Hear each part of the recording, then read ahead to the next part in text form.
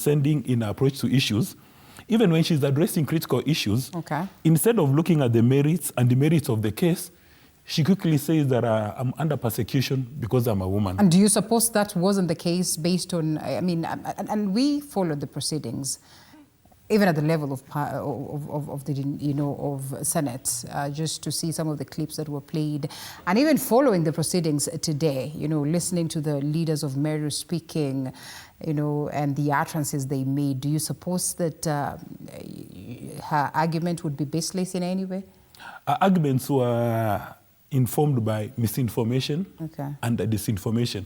Using an example not related to her, when somebody steals a cow, it's not a female thief or a male thief. You are looking for a thief. So it doesn't matter whether you are male or female. If you've stolen a cow, we are looking for a thief. Okay. Now, people always clutch on straws when they are unable to deliver. In fact, majority of people in Kenya today, most leaders, when they are unable to deliver, today they're going to blame Raila Odinga for the handshake. Right. Others are going to blame President Ruto. Others are going to blame Rigathi Gachagua. People will look for all manner of excuses. But when you look at the material issues, like for instance, one of the accusations was that she got one of the relatives to be a bodyguard. Right. I mean, that's the definition of nepotism. So in my view, all leaders in Kenya must look at Kawira Mwangaza and find out what are the lessons? Because if you don't do that, there's going to be a repeat occurrence.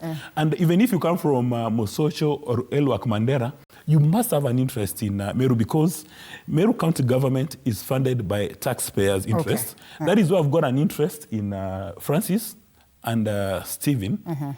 Because while they come from Machakos and Mwangangi, but they are funded by taxes from Mosocho. Okay. So Mura from Mosocho, Alima, must develop a very specific interest on how all county governments are run and how they misuse or use resources. And 2 or 3 things that come out of this. Of course, one would want to question is what, you know, Kawira Mwangaza was accused of. Basically, you know, some of the allegations that are playing out in different other counties in the country.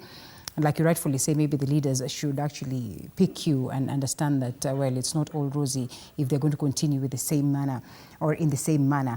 Another thing, you speak about Lenaola, perhaps not to go into the details of that. We have seen judges, we have seen, you know, prosecutors recusing themselves from cases they have been handling, and the cases are taken up by other leaders. What would be so difficult of Lenaola perhaps, you know, pronouncing himself in a case that maybe he has been following on or following up on the peripheries?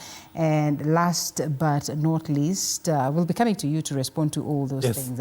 Yes, there's that Lenaola and perhaps what is happening in the numerous other counties, and that element of the accusations that were leveled against Kawira Mwangaza, and basically the clips that we have talked about, you know, that were, you know, you could almost tell that these are right, you know, like this is right targeting and perhaps insulting of the governor. And one then would want to ask, it looks like this county has been, you know, governed by men and women of God.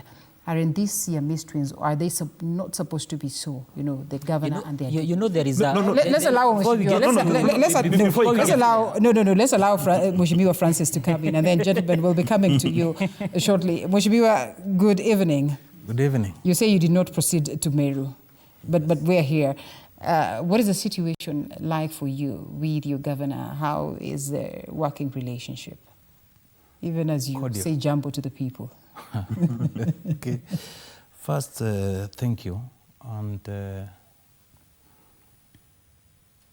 upon seeing your topic tonight, I felt I'm among the right persons to be here. Yeah, thank you for because the call. In the Deputy Governor's Forum, I whipped them. So the first time I heard about this, I placed a call to my chairman. We discussed, but when we will come to the topic, I think we will do justice to the topic. Now, to the issue of Meru and then Machakos. If it is today, I want to pick where my colleagues have left. Okay. If what has been exhibited in Meru today is anything to go by, if that was the interest of the Meru people, because we know what has been happening since the election.